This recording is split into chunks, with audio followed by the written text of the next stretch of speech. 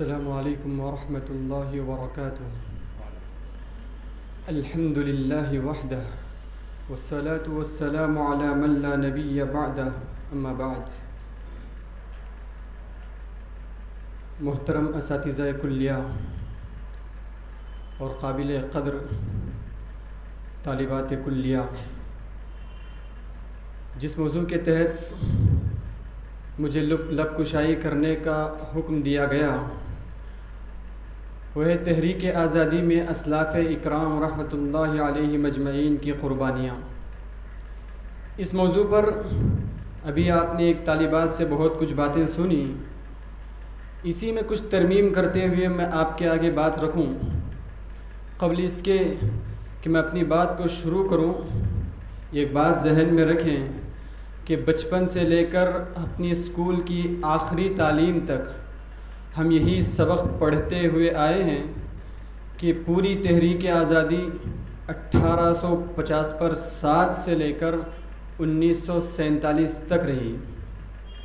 بارہا جہاں بھی آزادی کا تذکرہ کتابوں میں آتا ہے، 1850 پر 7 سے لے کر 1947 کے درمیان کی تاریخ بیان کی جاتی ہے۔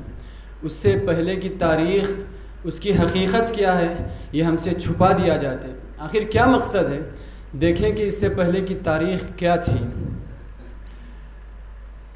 1490 پر 8 عیسوی میں پورچگل سے ایک قافلہ آتا ہے جس کے ساتھ واسکو ڈی گاما اپنے ساتھ کئی لوگوں کو لے کر بحری راستے سے، سمندری راستے سے ہندوستان کا سفر طے کرتا ہے۔ ہندوستان میں آ کر کلکتہ کی دارالحکومت، بنگال کی دارالحکومت کلکتہ میں اپنے تجارتی سفر کا آغاز کرتا ہے اور تجارتی منافع حاصل کر کے ملک عزیز ہندوستان سے واپس لوٹتا ہے۔ جب پورچگل کے تاجروں کے اس منافع کو یورپی ممالک نے دیکھا تو یورپ کے کئی ممالک کے مختلف تاجروں نے مل کر 1601 عیسوی میں لنڈن میں ایک پلان بنایا کہ ہندوستان میں تجارت کا کام کیا جائے، تجارت کی جائے، جس کے ذریعے سے ہندوستان سے بہت کچھ منافع حاصل ہو سکتا ہے اور منافع کے ساتھ ساتھ ہم ہندوستان پر حکومت بھی کر سکتے ہیں۔ تو 1601 عیسوی میں یہ قافلہ لنڈن سے ایسٹ انڈیا کمپنی کے نام پر ہندوستان آیا۔ اس وقت ہندوستان میں جہانگیر بادشاہ کی حکومت چلا کرتی تھی۔ دیکھیے 1601 عیسوی میں ہندوستان انگریز آیا، وہاں سے لے کر 1947 تک کی تاریخ ظلم و بربریت کی ایک طویل داستان اپنے اندر رکھتی ہے، جس کے ہر صفحے پر مسلم مجاہدین کے خون سے لت پت ہیں۔ جذبہ آزادی سے سرشار مسلم مجاہدین اپنے تہذیب و ثقافت اور مذہب و ملت کی بقا کے لیے سر بکفن ہمیشہ میدان جہاد میں اترے رہے۔ اس تاریخ کو ہمیشہ ہم سے چھپا دیا گیا۔ کیوں؟ 1850 پر 7 کی یہ تحریک یہ ہے کہ اس میں سب سے پہلے مسلمانوں کے ساتھ غیر مسلموں کی آمیزش ہوئی۔ جنگ آزادی میں مسلمانوں کے ساتھ غیر مسلموں نے مل کر کام کیا، تو سب سے پہلے غیر مسلموں نے 1850 پر 7 میں قدم اٹھایا۔ 1850 پر 7 سے پہلے 1601 عیسوی سے لے کر 1850 پر 7 تک جو کچھ کردار رہا وہ سب کا سب مسلمانوں کا رہا۔ دیکھیے اسلاف کی قربانیاں کیا رہی۔ 1601 عیسوی میں برطانیہ سے، لنڈن سے ایک قافلہ ہندوستان آتا ہے۔ جہاں جہانگیر کی حکومت تھی تو جہانگیر کی اجازت اور پرمیشن سے ہندوستان میں تجارت کے سلسلے کا آغاز ہوتا ہے، شروع کرتے ہیں۔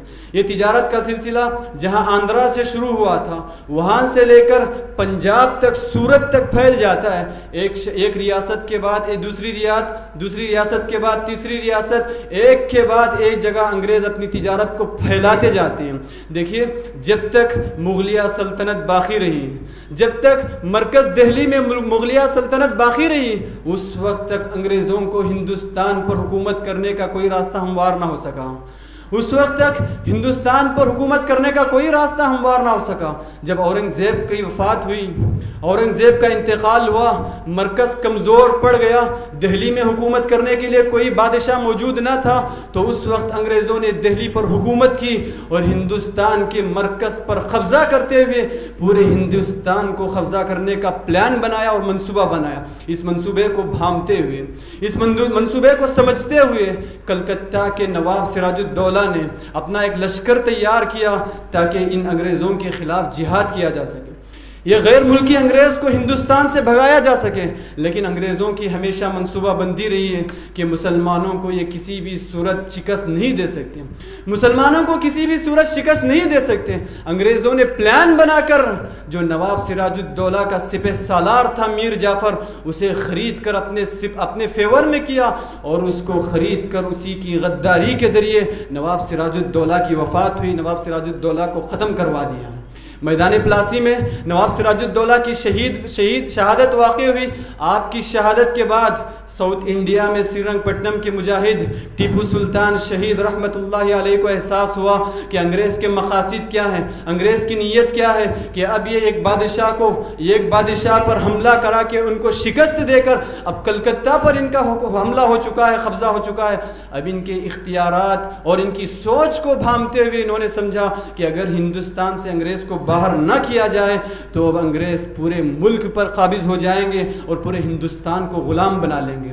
تو انگریز کی پلاننگ کے مطابق ایک ریاست کے بعد دوسری ریاست کو اپنے قبضے میں کرتے گئے، کنٹرول میں کرتے گئے۔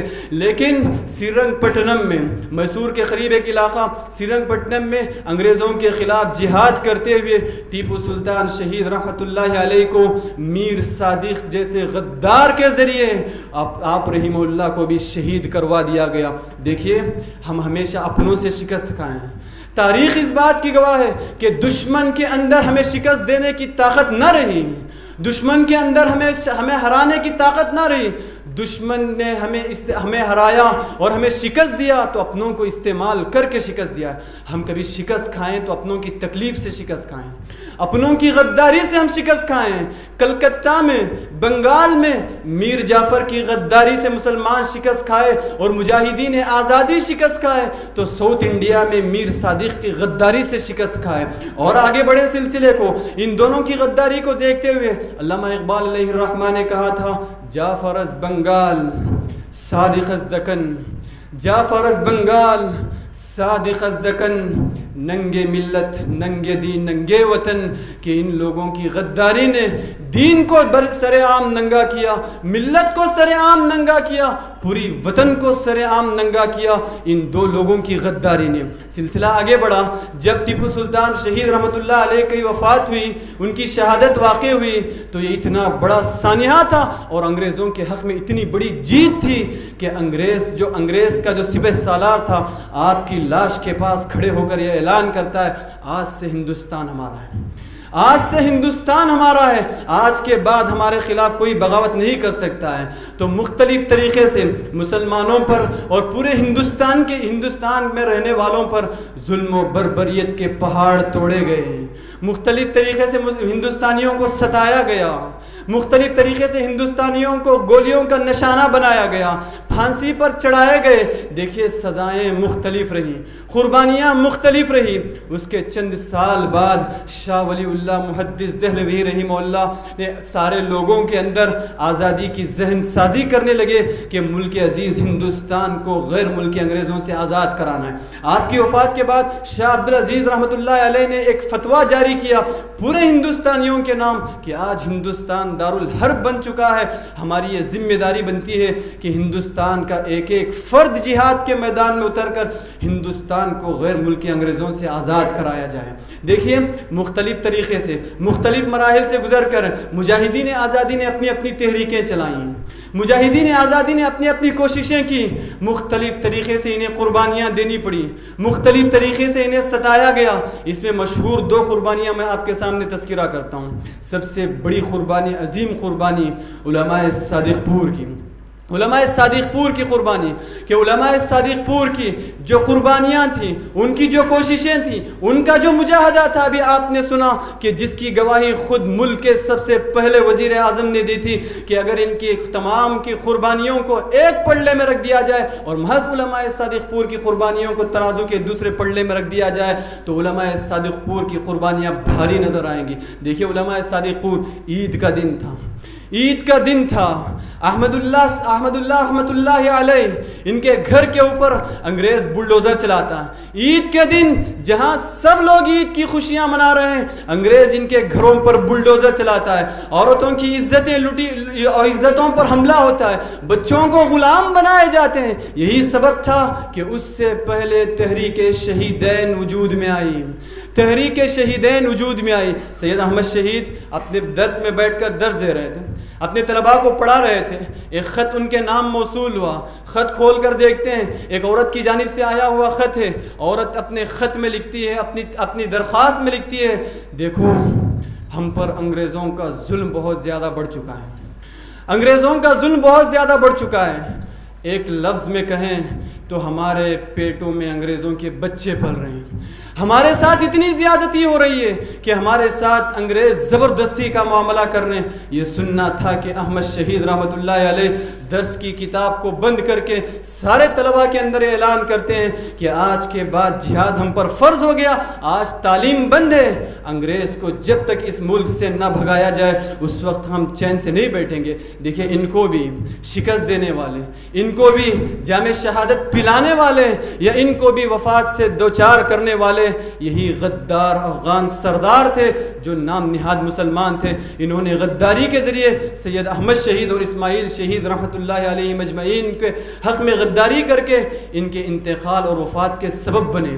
دیکھیے ان کی قربانیاں ایسی تھیں کہ ایک مرتبہ انگریز نے یہ کوشش کی 1850 پر 7 میں جب ہندو مسلم اتحاد ہوا، سب نے مل کر ایک تدبیر کی کہ سب مل کر ہندوستان میں جہاد کریں گے اور ہندوستان میں آزادی کی جنگ لڑیں گے۔ انگریزوں نے ایک منصوبہ بندی کی، چلو جب ہندو مسلم اتحاد ہو چکا سب سے پہلے ان کے درمیان تفریق ڈالتے ہیں، ان کے درمیان جدائی ڈالتے ہیں۔ اس کے لیے ایک تدبیر اپنائی کہ سور کا جو گوشت اور ہڈیاں ہیں اس کو آٹے میں ملا دیا جائے اور بات پھیلا دی جائے کہ ہندوؤں نے مسلمانوں کے ساتھ یہ کھیل کھیلا ہے۔ لیکن اس کا نتیجہ کچھ برعکس نکلا کہ ہندو مسلم ایک ہو کر انگریزوں کے خلاف جہاد کرنے لگے اور انگریز فوج میں جو مسلمان فوجی تھے یا ہندو فوجی تھے وہ لوگ بھی بغاوت پر اتر آئے کہ آپ ہندو مسلم کے درمیان تفریق ڈال رہے ہیں، جدائی ڈال رہے ہیں۔ ان کی سزا کچھ یوں تھی کہ دہلی کے چاندنی چوک سے لے کر پوری دہلی جہاں جہاں درخت نظر آتا ہر درخت پر ایک ایک مجاہد آزادی کی لاش لٹکی ہوئی نظر آتی۔ ہر درخت پر چاندنی چوک سے لے کر جتنی نئی دہلی میں جتنی چوک تھے سارے چوکوں کے ہر درخت کے ہر شاخ پر ایک ایک مجاہد کی لاش نظر آتی، ایک مجاہد آزادی کی لاش لٹکائی جاتی۔ اتنے مجاہدین آزادی نے اس ملک کو آزاد کرنے کے لیے قربانی دی۔ دوسرا نمونہ میں آپ کے آگے پیش کرتا ہوں۔ دیکھیے آزادی کی جنگ کے نام، آزادی کے جہاد کی باری جب آتی ہے بارہا ایک بات سننے کو ملتی ہے کہ مسلم مجاہدین کو کالے پانی کی سزا دی گئی، مسلم مجاہدین کو کالے پانی کی سزا دی گئی۔ یہ سزا کیا تھی؟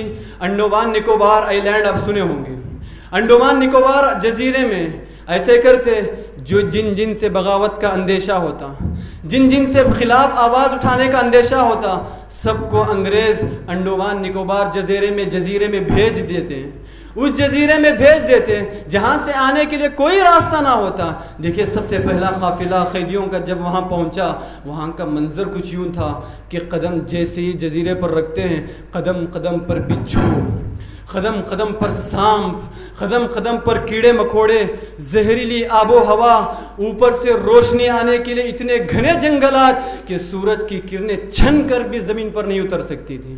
اتنی خوفناک جگہ وہاں قیدیوں کو قید کیا گیا، رکھا گیا، اور وہاں صرف رکھنے کی بات نہیں تھی، صبح سے لے کر شام تک قیدیوں سے جنگل کی صفائی کرواتے ہیں، درخت کٹواتے ہیں، جو بیمار ہو کوئی پرواہ نہیں، درخت کاٹنا ان کا کام تھا، جنگل کی صفائی ان کا پیشہ تھا۔ جو شخص صفائی سے کتراتا اسے بڑا پیٹتے، بڑا مارتے، بڑا ستاتے، اور جیسے ہی شام ہوتی اس وقت بھی آزادی نہ تھی کہ شام ہونے کے ساتھ ساتھ زنجیروں سے جکڑ کے رکھ دیا جاتا، زنجیروں سے جکڑ کے رکھ دیا جاتا. ایک دور ایسا آیا جب قافلوں پر قافلے انڈومان نکوبار کے جزیرے کو بھیجے جاتے رہے اور قیدیوں پر قیدی جزیرے کی صفائی کرتے گئے تو آخر کار جزیرے کی صفائی مکمل ہو کے وہاں ایک قید خانہ تعمیر کیا گیا جو آج بھی سیلولر جیل کے نام سے موسوم ہے اور موجود ہے. آج بھی ہندوستان میں اگر کسی کو سزائے موت سنانی ہے تو اس قیدی کو اسی جیل میں بھیجا جاتا ہے. جیل کی صورتحال کچھ یوں ہے کہ اتنی اونچی جگہ یا اتنی اونچی عمارت کہ اوپر باہر سے تالا ڈال کر اوپر کے سوراخ سے چابی اندر پھینک دی جاتی ہے کہ اندر رہنے والے قیدی کو بھی یہ ممکن نہیں کہ اندر رہ کر باہر سے تالا کھول سکے. اور مرتے دم تک مجھے قیدی وہی رہے گا جو اس کو غذا ملے گی وہی کھائے گا وہی پیے گا وہی رہے گا اور وہی حاجت ہوگی وہی غلاظت ہوگی وہی سوئے گا وہی رہے گا. ایسی سزاؤں سے دوچار کر کے مجاہدین کو ان لوگوں نے تکلیف دینے کی کوشش کی, ستانے کی کوشش کی. اس کے بعد 1850 کی تاریخ آئی کہ 1850 میں ہندو مسلم اتحاد کے ذریعے سارے لوگوں نے مل کر کوشش کی, سارے لوگوں نے مل کر جہاد کیا کہ اس ملک کو آزاد کرایا جائے. یہی وجہ ہے کہ 1850 سے پہلے کی پوری کوشش اور پورا جہاد محض مسلمانوں کا رہا, محض مسلمان مجاہدین کا رہا, محض مسلمان مجاہدین کی قربانیاں رہیں. اس کو بھلانے کی خاطر, اس کو فراموش کرانے کی خاطر کتابوں سے اس سبق کو مٹا دیا جاتا ہے, چھپا دیا جاتا ہے. دیکھیے تاریخ تو ہم پڑھ لیتے ہیں, تاریخ بتانے کا مقصد یہ نہیں کہ قصے کہانیاں سنائے جائیں. تھے تو آبا وہ تمہارے ہی مگر تم کیا ہو, تھے تو آبا وہ تمہارے ہی مگر تم کیا ہو, ہاتھ پر ہاتھ دھرے منتظر فردا ہو. اتنی قربانیاں دے کر اس ملک کو آزاد کیا گیا تو 14 اگست کی شب میں اعلان ہوا کہ ہندوستان آزاد ہوا اور 15 اگست کو ہر سال ہندوستان میں یوم آزادی کے نام سے منایا جاتا ہے. اب سوال یہ ہے کہ کیا ہم آزاد ہیں؟ سوال یہ ہے کہ کیا ہم آزاد ہیں؟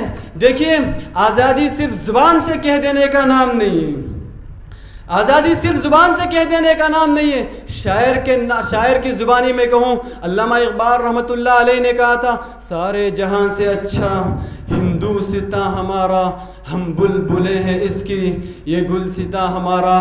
علامہ اقبال رحمۃ اللہ علیہ نے کئی سال پہلے بات کی تھی, لیکن آزادی کے بعد کی صورتحال یہ رہی کہ کسی شاعر نے کہا شاید برا لگے گا تم کو بیاں ہمارا, شاید برا لگے گا تم کو بیاں ہمارا, وہ طور وہ طریقہ اب ہے کہاں ہمارا, وہ بات تھی کبھی کہ. شاعر نے جب کہا تھا وہ بات تھی کبھی کہ, شاعر نے جب کہا تھا سارے جہاں سے اچھا ہندوستاں ہمارا. کہاں کی آزادی؟ آزادی کا ٹائٹل تو لگا دیا گیا, آزادی کا ٹائٹل لگانے کے بعد مذہبی آزادی ہم سے چھین لی گئی, عقیدے کی آزادی ہم سے چھین لی گئی, دستوری آزادی ہم سے چھین لی گئی, مذہب پر عمل کرنے کی آزادی ہم سے چھین لی گئی, عبادتوں پر حملے ہوئے, عبادتوں پر پابندیاں ہوئی, شخصی تشخص پامال ہوتا رہا, مذہب و ملت کے خلاف بغاوتیں ہوتی رہیں. جہاں قدم قدم پر قید ہی قید و بند کی صعوبتیں ہوں, آزادی کس نام کی اور آزادی کس بات کی؟ ایک بات ہمیشہ یاد رکھے, جنگ آزادی اپنے اندر کئی پیغامات رکھتی ہے. سارے پیغامات میں ایک بنیادی پیغام یہ ہے, اپنے حقوق اگر حاصل کرنا چاہتے ہیں, اپنا حق اگر لینا چاہتے ہیں, اپنے حق کے لیے لڑنا سیکھیں, اپنے حق کے لیے آواز اٹھانا سیکھیں.